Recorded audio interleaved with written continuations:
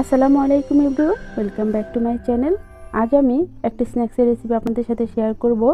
বাচ্চাদের জন্য বিকেলবেলা অথবা টিফিনেও দেওয়া যেতে পারে, বড়দেরও ভালো লাগবে। আমার এই রিলেটেড আরও অনেক রেসিপি পেতে আমার চ্যানেলটিকে সাবস্ক্রাইব করে পাশে থাকা অল বাটনে ক্লিক করে রাখবেন। তাহলে চলুন দেখে নিই। প্রথমে আমি একটা প্যান চুলায় দিয়ে হাফ টেবিল চামচ তেল দিয়ে এখানে 2 টেবিল চামচ পেঁয়াজ কুচি দিয়ে দিলাম। একটা কাঁচামরিচ কুচি করে দিয়েছি আর দিয়ে দিচ্ছি একটা টমেটো খুব ভালো করে কুচি কুচি করে নিয়েছি। এবার আমি এটাকে 1 মিনিটের মতো ভেজে নেব। তারপর ম্যাগি নুডলসের যে মশলাটা থাকে সেটা দিয়ে দিচ্ছি। আমি এখানে আর কোনো মশলা ইউজ করব না। আপনারা চাইলে অল্প লবণ বা বেশি ঝাল খেতে চাইলে শুকনো মরিচ দিতে পারেন। তারপর এখানে দিয়ে দিলাম 1 কাপ পরিমাণ পানি। পানি দেওয়া হয়ে গেলে এখানে আমি 1 প্যাকেট নুডলস খুব ভালো করে ভেঙে দিয়ে দিয়েছি। এবার আমি এটাকে 1 মিনিটের মতো ঢাকনা দিয়ে ঢেকে রাখবো। 1 মিনিট পর ঢাকনা খুলে আমি পেঁয়াজ পাতা দিয়ে দিলাম। দিয়ে আমি আবারও আরেক মিনিটের জন্য ঢাকনা দিয়ে ঢেকে রাখবো। এই নুডলসটা হতে 2 মিনিট সময় লাগে। এবার এটা হয়ে গিয়েছে আমরা দেখতে পাচ্ছি। আমি অল্প করে নেড়ে চেড়ে নামিয়ে এক সাইড করে রেখে দেব। তারপর আমি একটা বাটিতে 1 টেবিল চামচ নিয়ে নিলাম ময়দা আর পানি পরিমাণ মতো দিয়ে আমি একটা খুব ভালো আঠা তৈরি করব।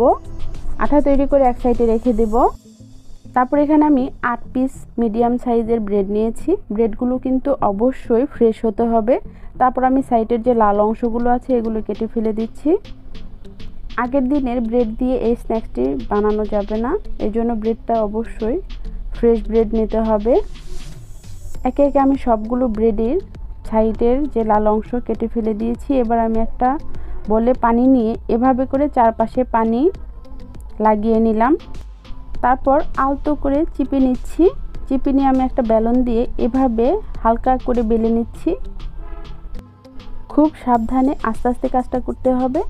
তারপর আমি যে আঠাটা বানিয়ে রেখেছিলাম সেটা সাইড দিয়ে এভাবে লাগিয়ে নিচ্ছি। চারপাশে খুব ভালো করে লাগিয়ে নিতে হবে। তারপর আমি মাঝখানে নুডলস দিয়ে দিচ্ছি। নুডলস দিয়ে আমি এভাবে রোল করে নিচ্ছি। রোল করে নিয়ে এভাবে চেপে চেপে আলতো করে বানিয়ে নিলাম। ব্যাস, এটা রেডি হয়ে গেল। এবার আমি একটা বল বানিয়ে দেখাচ্ছি। সেম প্রসেসে আমি ব্রেডটাকে বেলন করে নিয়ে এভাবে আঠা লাগিয়ে নিচ্ছি চারপাশে।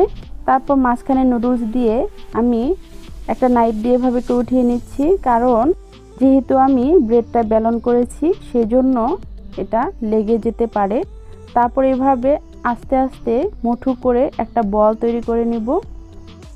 চারপাশে খুব ভালো করে চেপে চেপে লাগিয়ে নিতে হবে। এটা খুব সহজেই তৈরি হয়ে যাবে। এই যে রেডি হয়ে গিয়েছে, খুব সুন্দর বল হয়েছে। আমি এভাবে করে সবগুলোই তৈরি করে নিয়েছি। এবার একটা বাটিতে 2টা ডিম ভেঙে নিচ্ছি। অল্প লবণ দিয়ে ডিমটাকে ভালো করে ফেটিয়ে নিয়ে বলের চারপাশে ডিম লাগিয়ে নিচ্ছি। তারপর আমি ব্রেড ক্রাম্বে গড়িয়ে নিব। হোমমেড ব্রেড ক্রাম্ব কী করে খুব সহজেই তৈরি করা যায় আমার ডেসক্রিপশন বক্সে লিংক দেওয়া থাকবে, আপনারা দেখে খুব সহজেই তৈরি করতে পারবেন। এভাবে করে আমি সবগুলো রুলই তৈরি করে নিয়েছি।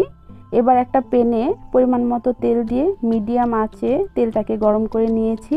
নিয়ে এবার প্রথমে আমি বলগুলো দিয়ে দিচ্ছি। অবশ্যই লো মিডিয়াম আঁচে এই বলগুলো ভাজতে হবে, তা না হলে পুড়ে যাবে। কারণ ব্রেড ক্রাম্ব দেওয়া আমাদের খেয়াল করতে হবে। আমি উল্টিয়ে পাল্টিয়ে 4 থেকে 5 মিনিটের মতো ভেজে নেব। ভেজে যখন গাঢ় ব্রাউন কালার হয়ে আসবে তখন আমি এগুলো উঠিয়ে নিব। আমরা দেখতে পাচ্ছি অনেকটাই ব্রাউন কালার হয়ে এসেছে। এবার আমি উঠিয়ে নিচ্ছি। উঠিয়ে অবশ্যই টিস্যুতে রাখবো, কারণ যে কোনো স্ন্যাক্সই ভেজে নেওয়ার পর টিস্যুতে রাখতে হয়, তাহলে যে এক্সট্রা তেল থাকে সেটা টিস্যুতে চলে যায়। এবার আমি সেম প্রসেসে রোলগুলো ভেজে নিচ্ছি। চুলার আঁচটা অবশ্যই লো মিডিয়ামে রাখতে হবে। তারপর আমি এটাকেও গাঢ় ব্রাউন কালার করে ভেজে নিব। ভেজে নিয়ে উঠিয়ে নিচ্ছি। এবার নামিয়ে সার্ভ করে নিচ্ছি। এই স্ন্যাক্সটি টমেটো সস দিয়েও সার্ভ করা যায়। আপনারা অবশ্যই এইভাবে বাসায় ট্রাই করবেন আর আপনাদের ফ্রেন্ডস অ্যান্ড ফ্যামিলির সাথে শেয়ার করবেন। আর কেমন লাগলো অবশ্যই আমাকে কমেন্ট বক্সে জানাবেন। আর আমার পেজ ফলো করতে পারেন, লাইক কমেন্ট শেয়ার করে পাশে থাকবেন। আপনাদের সবাইকে অনেক অনেক ধন্যবাদ। আজকের মতো বিদায় নিচ্ছি। আল্লাহ হাফেজ।